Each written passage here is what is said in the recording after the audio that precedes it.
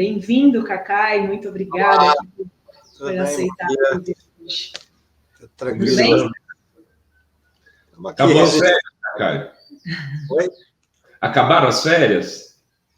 Infelizmente eu tive que voltar, né? Passei fora um período. Mas trabalhando, hoje em dia, depois dessa instituição da vídeo e tal, não existe mais. O trabalho remoto virou uma coisa boa.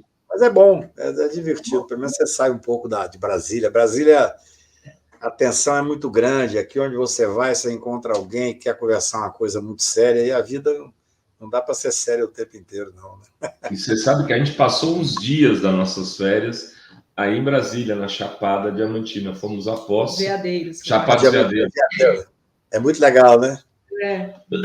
Sim, muito, muito bom. Em Alto Paraíso, vale a pena. Quem conhece. Aquela região é linda. Região ali de... Perto onde você está. Você está em Troncoso, né? A gente foi ali para Santo André. Foi para Santo André. Eu quero conhecer. Dizem que é lindo, né? Eu não conheço nada. É lindo, Cacai. Eu me surpreendi com esse lado cacaueiro, vamos dizer assim, de Porto Seguro, né? Dali de Porto Seguro, sentido a zona cacaueira. Muito bonito. Mas você está onde agora, Adri? Você tem uma espécie de Minas Gerais atrás de você? Nós estamos em Minas aqui. Estamos em Minas Gerais. Exatamente. Eu morro de saudade. Que a gente fica um de frente para o outro aqui, então pega dois. Mas vamos lá, né, Rovai? Vamos falar sobre o Brasil aqui, novo governo. Primeiro, como faz tempo que a gente não se fala, Cacai, eu queria que uma avaliação sua sobre esse 8 de janeiro, né, que foi esse domingo histórico aí para o Brasil, onde os bolsonaristas destruíram Brasília. Sua avaliação desse domingo e os desdobramentos, né, de lá para cá. Olha, eu tenho debatido e tenho escrito a respeito. Eu acho que é impressionante a força, especialmente do presidente Lula, que se revelou realmente um grande estadista nesse episódio todo. Porque a gente tem uma espécie de um acordo entre todos os partidos e quem faz política, mesmo não partidária, de que existe uma certa boa vontade com o governo que entra aí por 100 dias, né? Eles brigam que é uma lua de mel, para os governos se adaptarem e tal. E o Lula, com 8 dias, enfrentou, nós brasileiros todos, evidentemente, enfrentou um golpe de Estado, né? Quer dizer, na verdade, quem minimiza a gravidade do dia 8 de janeiro ou está de má fé ou tem algum tipo de interesse específico, porque aquilo foi gravíssimo. Nós tivemos uma invasão muito mais grave que o Capitólio, que paralisou o mundo à época, porque nós tivemos a invasão dos 3 poderes, né? A depredação do que fizeram no Supremo Tribunal, até escrevi um artigo, confesso que chorei, foi uma coisa muito impressionante. Eu advogo há 40 anos do Supremo, eu falei naquele dia à noite com o ministro que estava lá com o Lula, e o ministro chorando ao telefone, o ministro Supremo completamente consternado. Então, veja bem, os fascistas não deram nenhum tipo de trégua, né? Nenhuma trégua, eu diria, civilizada e tal. Então, foi muito importante o que aconteceu. Eu acho que nós temos, gente, hoje é dia 23 de janeiro, é incrível. Parece que tem 3 anos que nós conseguimos passar por essa fase do fascismo mais explícito, vamos chamar assim. Por quê? Primeiro que o Lula deu ao mundo um gesto muito interessante quando ele aceitou dividir a subida da rampa com aqueles brasileiros ditos invisíveis, né? Aquilo foi como o Brasil tomando posse dele mesmo. Foi muito interessante. Tanto é que aquela foto foi capa de mais de 40 jornais pelo mundo, inclusive quase a página inteira do New York Times e tal. Aquilo foi uma coisa muito simbólica. Não poderíamos imaginar que 8 dias depois faria ainda um ato até, sob certo aspecto, mais simbólico, que é, no dia 9, a descida da rampa. Quando o Lula recebeu o presidente do Supremo Tribunal Federal, a Rosa Weber, com vários outros ministros do Executivo e também presidente do Congresso, da Câmara e tal, e aquela descida da rampa foi, para mim, uma certa consolidação de que não vai haver golpe. Quer dizer, foi muito interessante. Assim, eu estava fora de Brasília, mas posso dizer que no dia 8 específico, mas posso dizer que participei ativamente, falei ao telefone o dia inteiro com ministros, não só do Supremo, como especialmente ministro de Estado, o ministro, do meu ponto de vista, Flávio Dino, teve uma postura muito digna, muito interessante. Falei com muitas pessoas que deveria falar, e, na verdade, dentro dessa composição, quer dizer, ali nós estávamos fazendo uma resistência ao golpe. E é muito importante que a gente tenha a dimensão das consequências, se nós não tivéssemos resistido, se a democracia não tivesse consolidada, as instituições não tivessem consolidadas.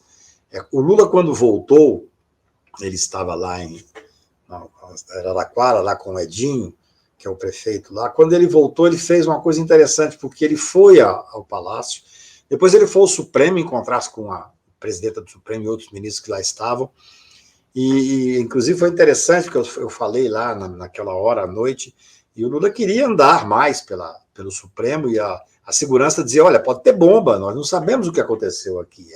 Era um sistema, era um ambiente de terra arrasada mesmo. Fizeram especialmente no Supremo, não sei se é porque eu sou advogo há 40 anos, você imagina, eu coloco uma beca com todo aquele ritual para subir naquela tribuna, que é uma coisa sagrada, em nome da liberdade, em nome da defesa ou individual, ou como muitas vezes faço defesa coletiva, como no ADC da presunção de inocência, e de repente você vê aquilo tudo quebrado, e vou te dizer, eu falei especialmente com 2 ministros, me permitiram dizer o nome, e que me disse, olha, se a gente estivesse lá, nós teríamos sido trucidados, teríamos sido mortos, especialmente os ministros que atuam no TSE.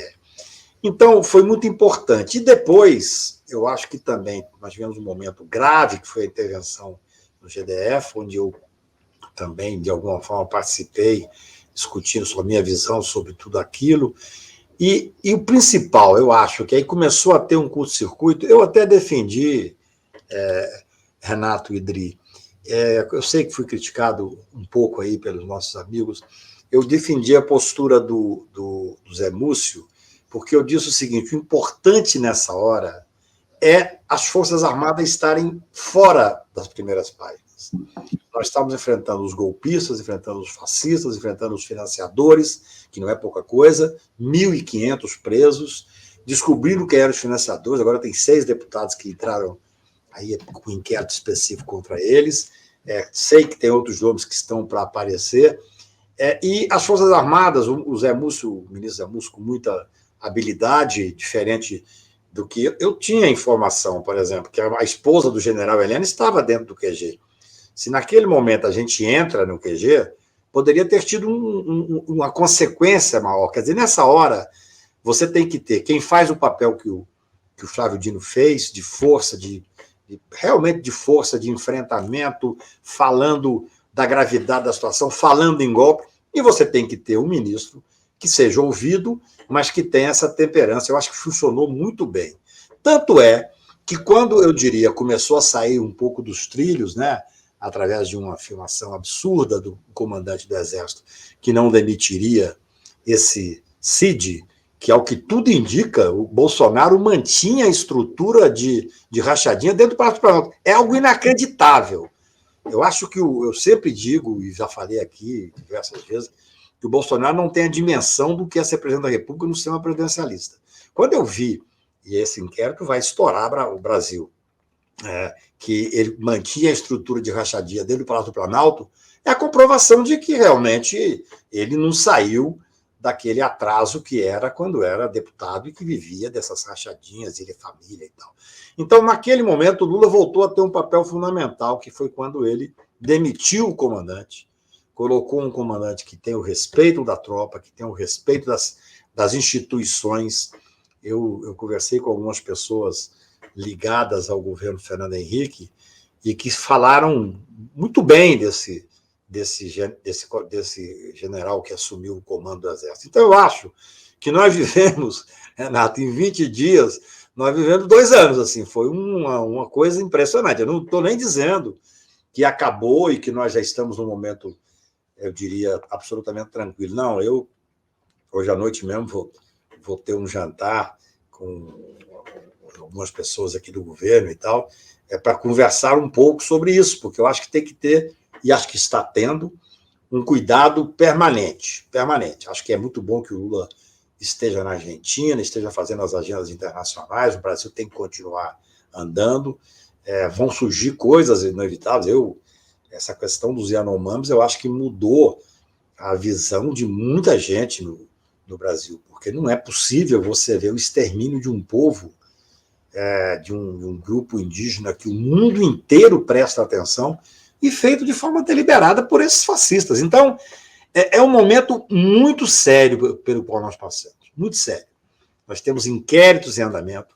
Eu sou advogado criminal, atuo basicamente na defesa, sei das dificuldades que é você individualizar a conduta, e é necessário que seja feita isso em cada um desses processos que estão agora acontecendo. Foi muito bom que tivesse sido feita pelo Aras esse grupo de trabalho agora, eu diria, com nova roupagem. A Procuradoria já apresentou mais de 100 denúncias. Não é fácil não, Renato. Você veja bem, eu sei que as pessoas... Eu sou advogado, eu tenho que cuidar de que esses processos... Eu tenho que cuidar. Como advogado, falando, eu não atuarei neles. Mas eu tenho que discutir, eu acho que tem que ter o devido processo legal, a ampla defesa, a individualização das condutas. Não é fácil, porque você pega 1.500 presos, inclusive é uma coisa impressionante, porque até eu escrevi um artigo sobre isso, com 2 dias de prisão desses fascistas, eles começaram a falar coisas que nós tentávamos fazer que eles olhassem durante a vida inteira. Eles começaram a discutir. Eu achei muito interessante, no dia de custódia, teve um cara que falou assim: eu quero registrar que eu estou aqui contra a minha vontade.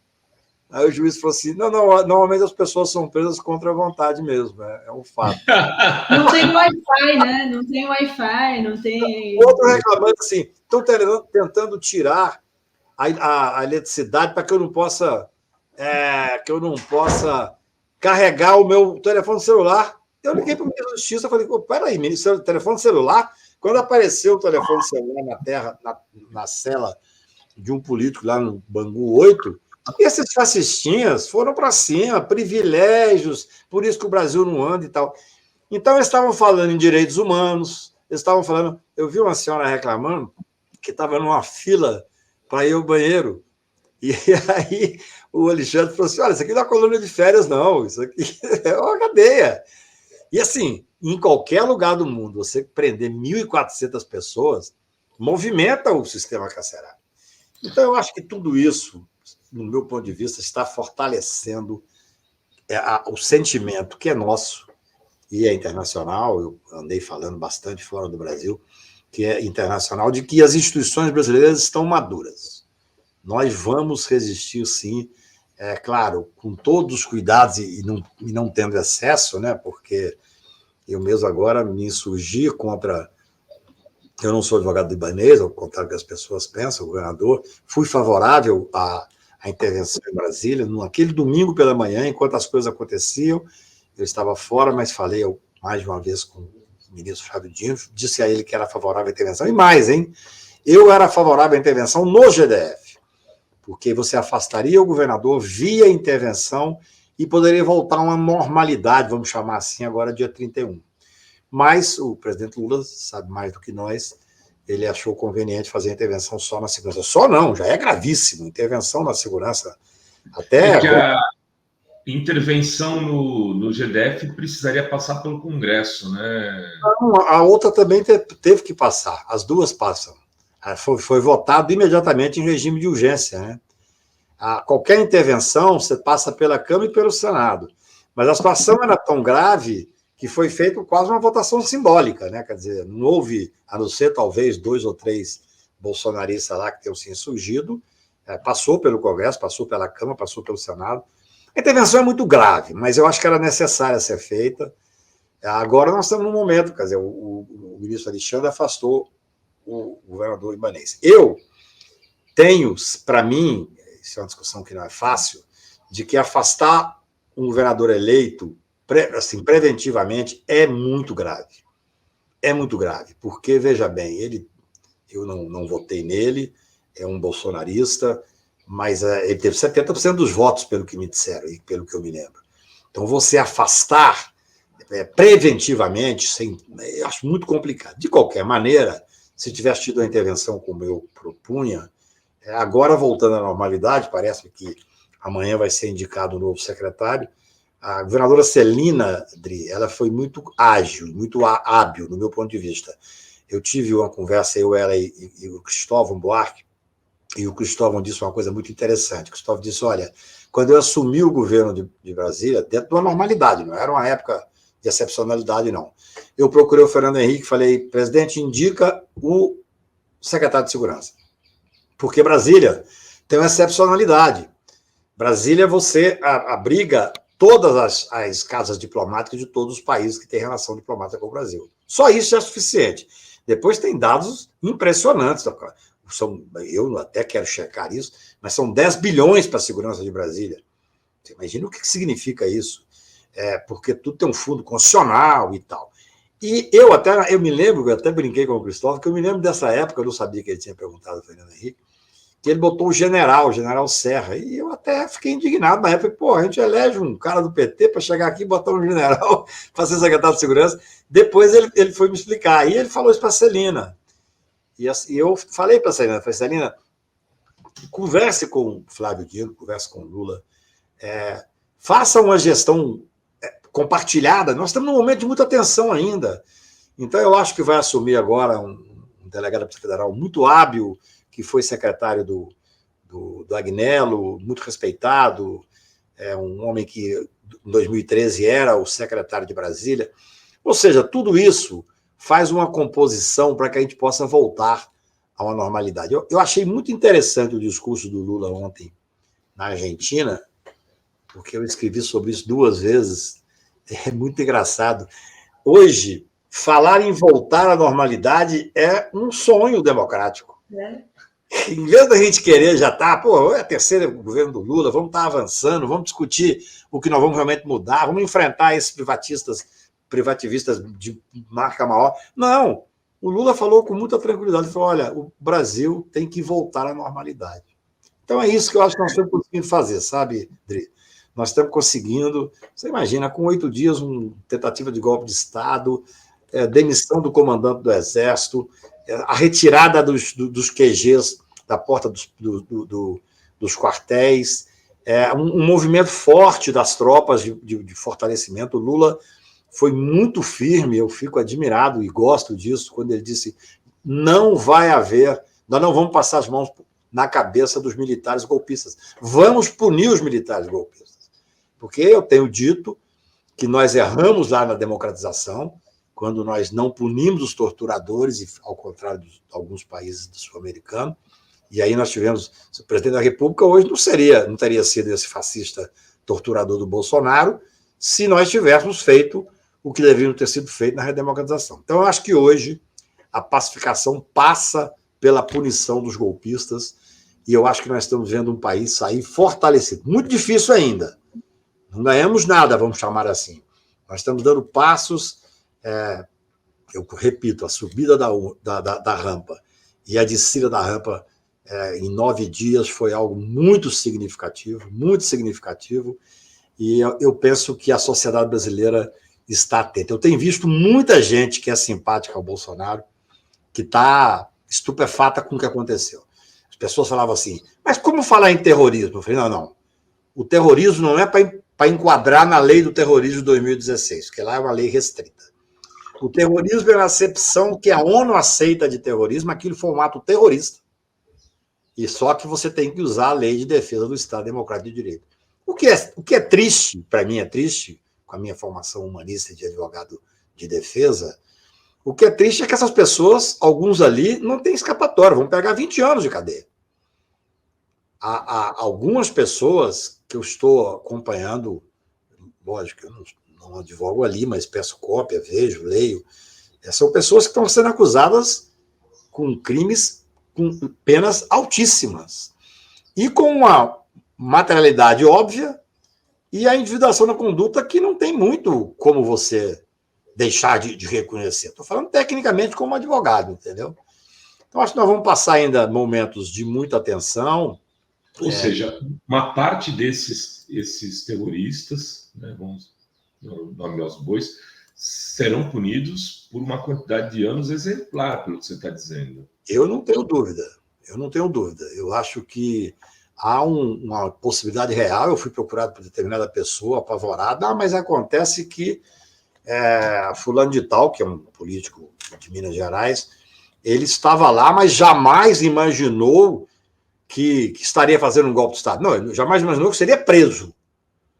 Porque alguém que invade o Supremo Tribunal Federal, que depreda violentamente a instituição, alguém que facilita a entrada no Planalto do Planalto, eles foram até a porta do gabinete do Lula. Eles entraram no Congresso Nacional. É de uma gravidade ímpar. Não é uma manifestação que você, às vezes, passa a ter um excesso, não. Não, ali foi uma coisa coordenada. Por isso é que o governo de EDF tinha que haver intervenção.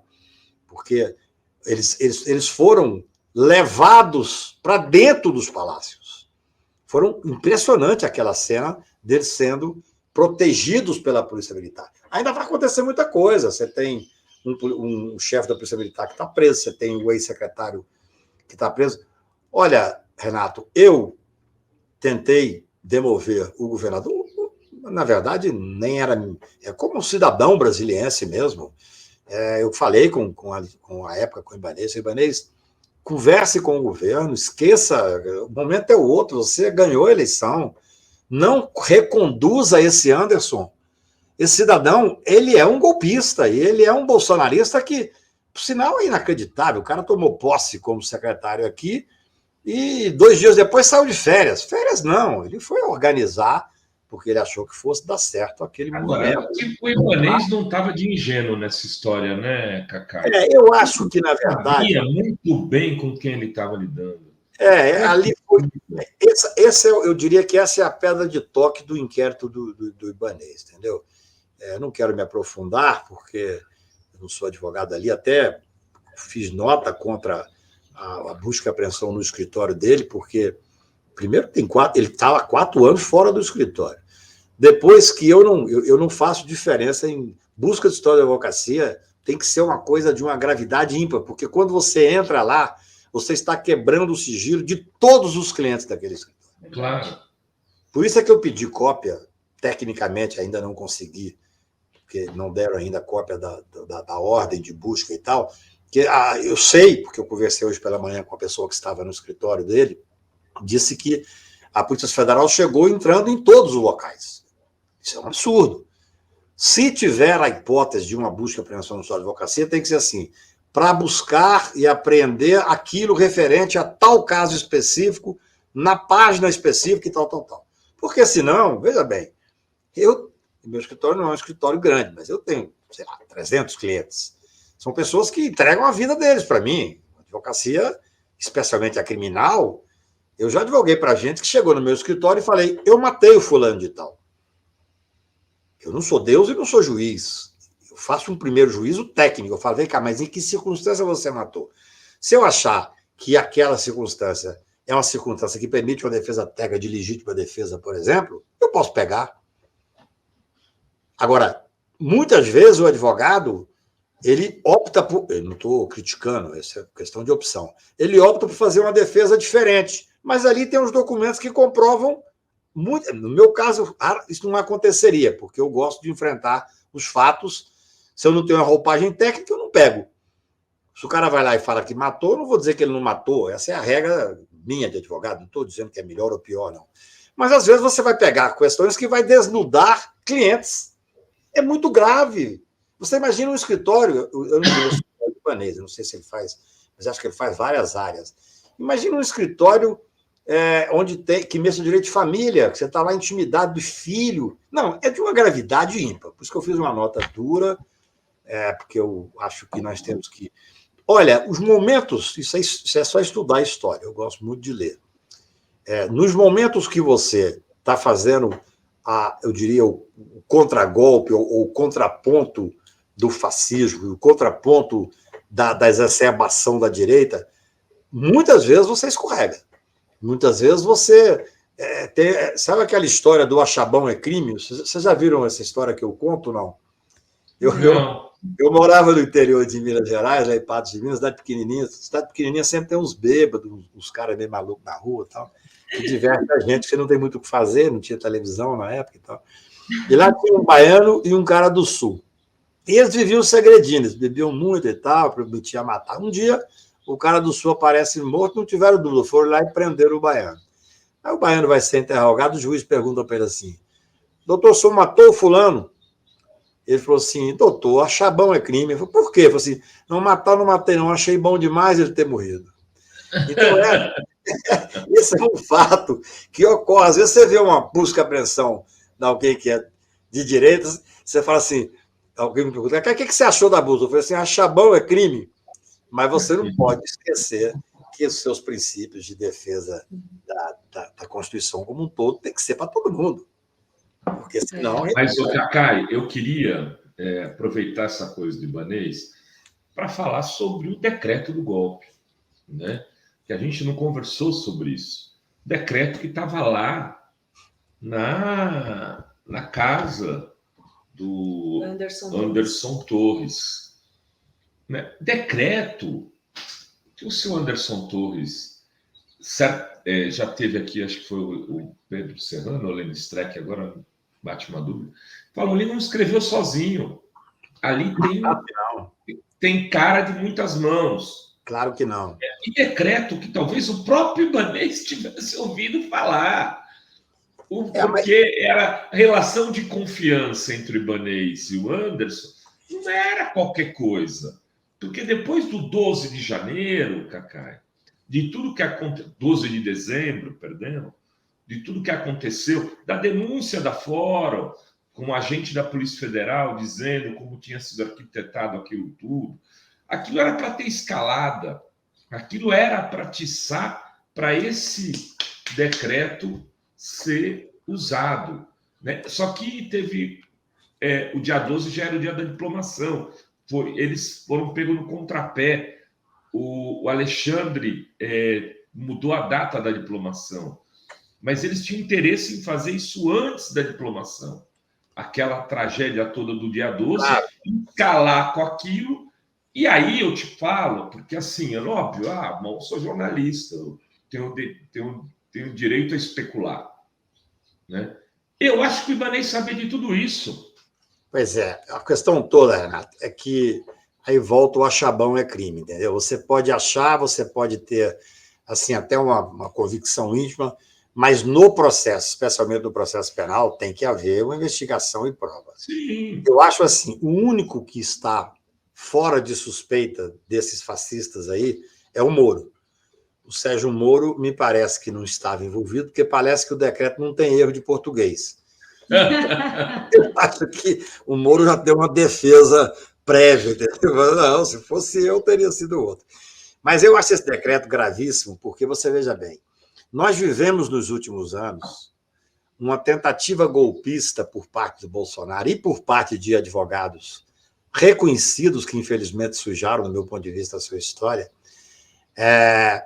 sobre o artigo 142, uma subleitura do artigo 142 da Constituição, dizendo o quê? Dizendo que as Forças Armadas seriam uma espécie de tutor da nação, que é um absurdo. Eu acho que quem pensa dessa forma, quem trabalhou, foi quem trabalhou o decreto. O decreto era uma tentativa de golpe constitucional. Eu repito, eu já falei aqui com vocês, não existe golpe constitucional, o golpe é contra a Constituição. Agora, ali tem uma série de questões, se você bater os olhos para ver, com quem olhar de quem quer ver. Você veja bem, dentre as pessoas elencadas para serem os responsáveis pelo golpe, vamos chamar assim, não tem ninguém do judiciário. Então, se você vai fazer um decreto que tenha algum tipo de aceitação, ali é zero de aceitação, você deveria fazer pelo menos uma composição paritária, né? Você vai botar algumas pessoas do judiciário e tal. Não. O decreto era militarizado. Era militarizado. Uma coisa é certa. Quer dizer, o decreto foi encontrado na casa, ou no gabinete, eu não sei, acho que na casa, foi na casa do secretário, que é um homem que foi ministro do Bolsonaro, que é um homem que tinha poder em Brasília, muito poder. Ele tinha tanto poder que ele desmobilizou a polícia, no dia, especialmente no dia 12, mas também no dia 8. Eu conversei hoje pela manhã com uma pessoa que detém muita informação do segurança de Brasília, um homem que tem um cargo e que estava muito indignado com o que está muito indignado. Ele disse que com 40 homens ele impediria que tudo ali acontecesse no dia 8. Só que deliberadamente foi desorganizado para que isso não tivesse uma reprimenda. Então, o que eu acho que é interessante? Hoje, a polícia técnica tem condições de saber quando foi feito aquele documento, tem condições de saber, se dermos sorte, até onde foi feito o documento. Porque você tem, olha, hoje a polícia técnica, especialmente a Polícia Federal, trabalha muito bem. Você vai analisar o tipo, pode tranquilamente analisar o tipo de letra que está ali, onde é que aquilo foi escrito e tal, com os computadores, por exemplo, do Palácio, com os computadores do Anderson, com tudo isso. Eu prefiro não fazer pré-julgamento. Tem uma coisa que é óbvia. Aquele decreto era golpista, uma tentativa de dar uma legalidade ao golpe. Isso aí me lembra muito esse pessoal, eu não vou dizer nome, mas esse pessoal que pregava o 142. Porque, veja bem, se o Bolsonaro tivesse força para dar o golpe, ele teria dado o golpe. Mas aí não seria um golpe constitucional, não. Ele teria mandado invadir, matar. O Bolsonaro é primário. Eu escrevi um artigo hoje, que deve sair essa semana agora, que vocês devem ter visto, relendo aquele discurso dele lá em 98, quando ele propõe acabar com os Yanomamis, que ele fala de uma forma vulgar, que ele fala, a cavalaria americana que fez o certo, exterminou os índios lá. Então, o Bolsonaro só não deu o golpe porque ele não teve força para dar o golpe. Ele armou a população, ele tentou cooptar as policiais militares, ele incentivou e insuflou contra o Supremo. Por isso é que eu digo que ele é o responsável direto, porque a política de ódio que fez a depredação do Supremo, do Congresso Nacional, foi a polícia que ele cultivou no Brasil. Não existia esse ódio explicitado. Mas uma coisa é certa, o grupo que fez esse decreto é o grupo que sabe que não teve poder para dar o golpe. Senão nós estaríamos conversando aqui, nós três estaríamos hoje fora do Brasil. Ou pior. Então, assim, esse grupo, é claro que o Serviço de Inteligência sabe isso, é o mesmo grupo que pregou o golpe via 142. Entendeu? Esse grupo é um grupo que eu não tenho nenhuma dúvida, está razoavelmente identificado. A gente sabe mais ou menos quem são. E por isso é que acho que é fundamental a fala do Lula quando ele diz: os militares que cometeram atos golpistas vão ser punidos. Até o ministro Zé Múcio, fazendo uma certa arrumando um pouco assim as falas dele, disse: não, os militares que agiram de forma golpista, na verdade, não estavam como militares, como cidadão. É um eufemismo. Estão militares, têm que ser respondidos como militares, representam grupos militares. Mas eu prefiro que eles tiraram a farda, né? Claro, todo o poder deles foram usaram a farda, né, Renato? Pior, usaram a farda, amedrontavam, usaram o poder das Forças Armadas. É gravíssimo. Agora eu vou te dizer, eu sou advogado. Quando eu vi o despacho em que houve o afastamento do Ibanez, à noite eu fiz um debate, eu não me lembro exatamente onde, eu estava em Trancoso, onde eu disse: olha, quase certamente a prisão do Anderson está feita. É ruim falar isso, porque eu não tinha lido. Mas eu li o despacho e o ministro Alexandre falava assim: sob o pedido de prisão tal, eu vou tratar em separado. Quer dizer, para quem está acostumado a ler com um olhar de criminalista. E ali há uma coisa muito interessante. Você veja bem, essa prisão se deu tão logo começou o ano ali, logo depois do golpe, da tentativa de golpe. Ele agora se colocou apto para depor e o ministro Alexandre passou para o dia 2. Aí você tem, como diria o Roriz, é uma faca de dois legumes, né?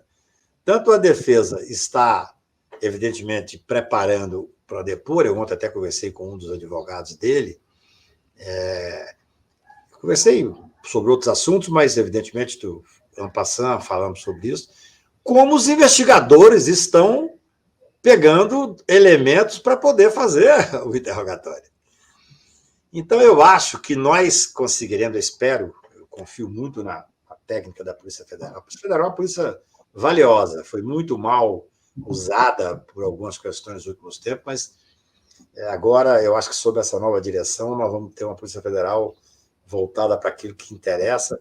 E eu penso que no dia do depoimento, dia 2 de fevereiro, dia de Iemanjá, existe uma hipótese razoável de a gente já ter avançado, inclusive sobre esse documento, que é uma tentativa de golpe institucionalizado. Por isso é que eu falo para vocês dois, e para quem está nos ouvindo aqui com o maior prazer. Esse grupo só não deu o golpe porque não conseguia dar o golpe. Tentaram fazer um decreto absolutamente ridículo de uma inconstitucionalidade ululante. É o mesmo grupo que defende o 142. Eu mesmo poderia citar, não vou citar, 3 ou 4 nomes que estão aí em voga e que já começam a ficar preocupados. Que hoje mesmo você vê que nas investigações sobre os Yanomamis já tem pessoas de alto escalão aí que estão sendo citados como responsáveis. Isso é um caso à parte, né? Quer dizer, um escândalo que poderia só isso ser suficiente para paralisar o país e o mundo. Né? Ô, Cacai, tendo um decreto como esse, que desenhou o golpe, tem a prova, está lá o documento, e aí, ao mesmo tempo, tendo falas como a do Braga Neto, né? Ali no Chiqueirinho, ali no Palácio, recebendo os golpistas que estavam no quartel, fazendo as movimentações. Ele diz o seguinte: fiquem lá, continuem fazendo isso depois da eleição, no intervalo entre a eleição e a posse, continuem onde estão, porque vem coisa boa por aí.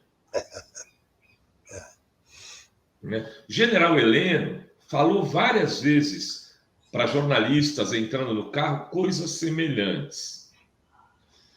Bom, animadores de auditório, né, esses Constantino da vida que ficavam, né, Constantino, Neto do Figueiredo, nos veículos de comunicação dizendo, olha, façam porque pode vir alguma coisa. Evidentemente que é difícil falar se esses caras sabiam ou não, mas eles foram fundamentais para que o dia 8 de janeiro, pelo menos o dia 8, eu acho que o dia 12, o dia 8, e quase a tragédia do dia 24, seria explodir parte do aeroporto de Brasília, acontecesse. Como é que a gente abre um inquérito contra o Constantino, por exemplo, contra o Figueiredo, contra o Braga Neto? Isso não é evidência? Olha, existe, Renato, investigações sobre esses fatos. Existem investigações sobre esses fatos. Há que ter uma diferença entre você responsabilizar alguém por uma fala, ainda que seja uma fala golpista e tal, que tem que ser responsabilizado, mas responsabilizar igualmente alguém, por exemplo, que detém a farda, detém o poder dentro do Exército e está realmente dando um apoio ao golpe. Veja só, o Lula fez uma fala ontem que é uma fala poderosa, dizendo que, militares ou não, os golpistas serão responsabilizados e que as Forças Armadas estão coesas em relação a isso. Eu entendo, aí nós vamos entrar numa série de discussões que eu mesmo terei dificuldade de ser junto aos meus queridos amigos aí de esquerda. Por exemplo, eu acho que nesse momento a prisão do Bolsonaro seria um desastre. Porque se o Bolsonaro estivesse no Brasil e tivesse se dirigido ao Supremo, nós teríamos tido uma situação muito mais grave. Porque nós ainda naquele momento, eu acho que hoje, com tudo que aconteceu, a queda do bolsonarismo é muito grande. Eu estou vendo muitos bolsonaristas que não imaginavam que ia ter essa quantidade de prisão, que ia ter essa quantidade de revolta na sociedade e tal.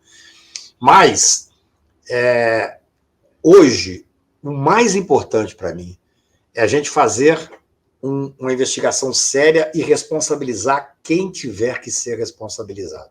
Por exemplo, eu estou acompanhando ainda aqui de longe, evidentemente não tenho acesso ali direto, esse inquérito da rachadinha dentro do Congresso Nacional, dentro do Palácio do Planalto. Isso é de uma gravidade ímpar. Isso está sendo levantado e investigado no meio de uma investigação de um golpe. Está tudo muito junto. Então, eu ontem recebi um telefonema de uma pessoa ilustre da República dizendo: Cacai, eu ouvi você falar, mas não tem saída. Vai ser necessário que a gente faça alguma ação. Veja bem, se houver uma tentativa de destruição de prova, uma tentativa real de fazer uma mudança nas investigações, aí eu acho que é fundamental, que a gente tome uma atitude cautelar.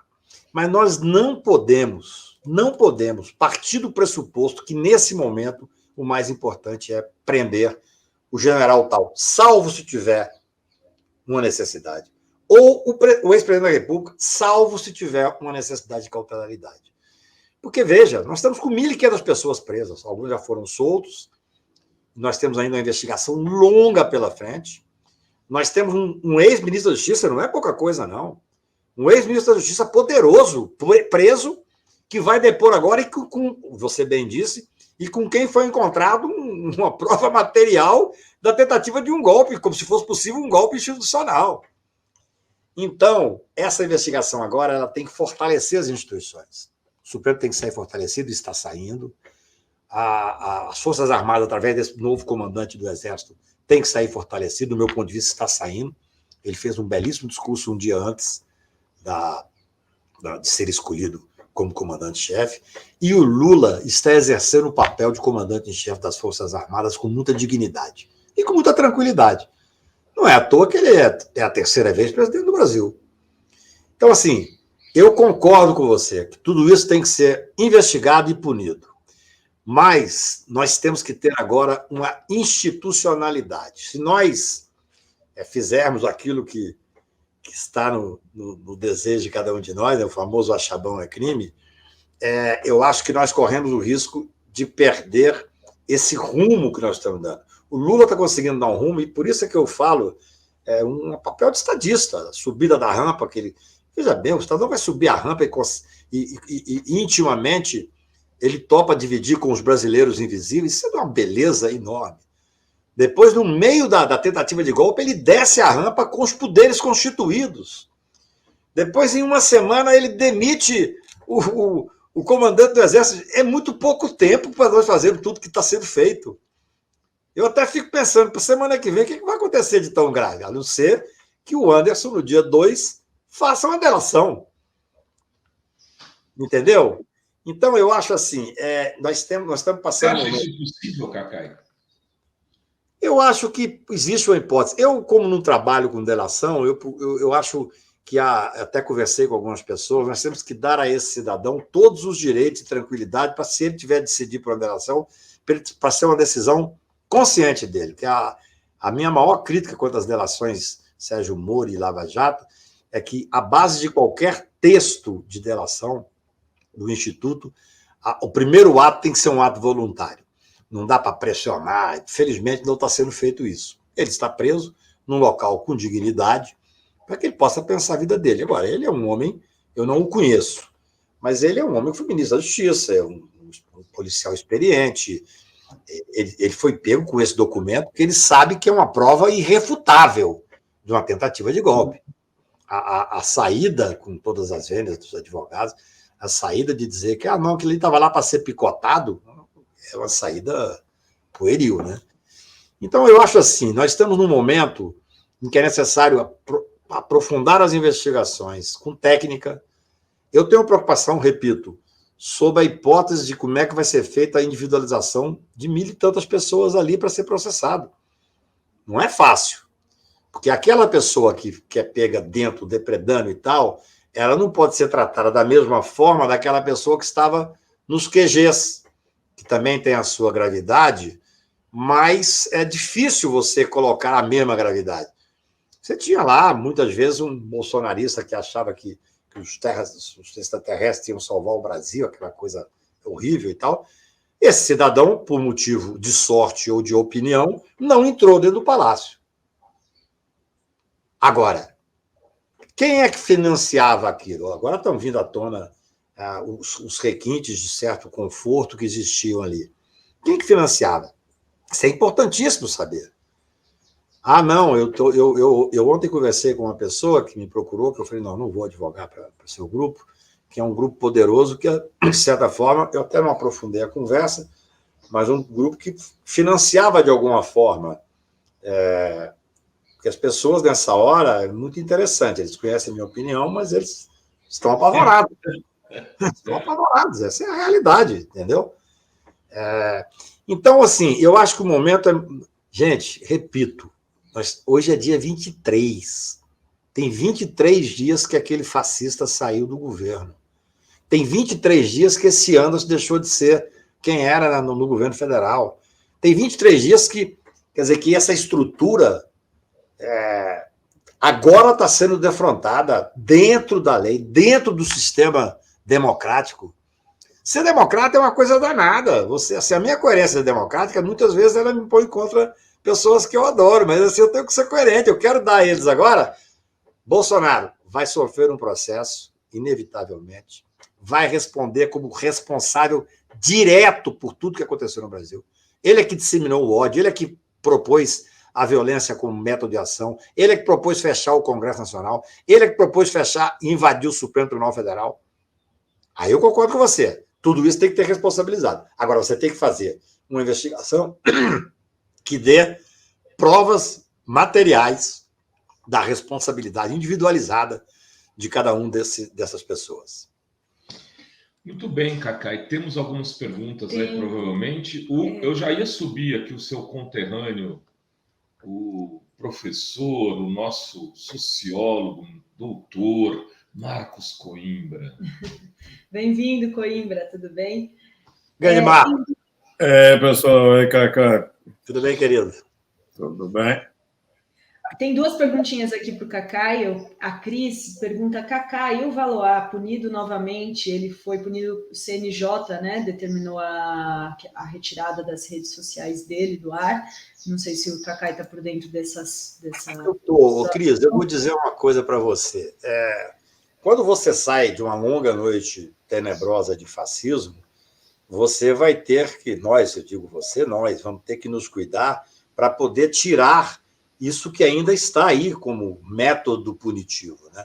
O que fizeram com o Valois é um absurdo completo, porque, na verdade, embora você tenha o Supremo Tribunal como garantidor, e o TSE e o Judiciário como garantidor da institucionalidade, já falei isso aqui várias vezes, escrevo sobre isso, quer dizer, um Estado que normalmente tem o Judiciário como conservador, patrimonialista e tudo mais, mas foi quem manteve a nossa institucionalidade, mas boa parte do Judiciário está impregnada daquele punitivismo, que é o que fizeram com o Valois, uma coisa completamente absurda. Então, assim, nós vamos ter muito trabalho, o Marcos Coimbra conhece disso mais do que ninguém.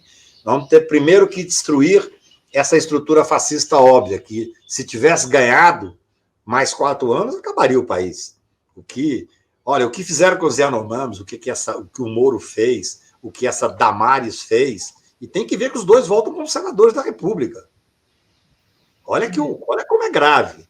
Então, eu diria que essa questão específica do Valois, que chocou a todos nós, ela faz parte desses pendurucalhos reacionários, fascistas e autoritários que nós vamos ter que enfrentar assim que nós conseguimos o principal, que é a normalidade democrática. Muito bem. Dri, mais alguma coisa? Tinha umas perguntando se a minuta do decreto de golpe pode ser usado como prova, que eu perdi aqui. É prova. É uma prova importantíssima, material. Gente, eu vou ter que sair, eu tenho um problema. Não, era isso. Passou do tempo aqui, Cacai. Estouramos muito obrigada, aí. Viu? Até a próxima, obrigada. É uma pena que eu queria ouvir o Marcos Coimbra, de quem sou fã, mas eu tenho um compromisso agora para discutir um pouco sobre o Brasil ao vivo aí. Um beijo para vocês, obrigado. Beijos aí, Cacá. Beijos.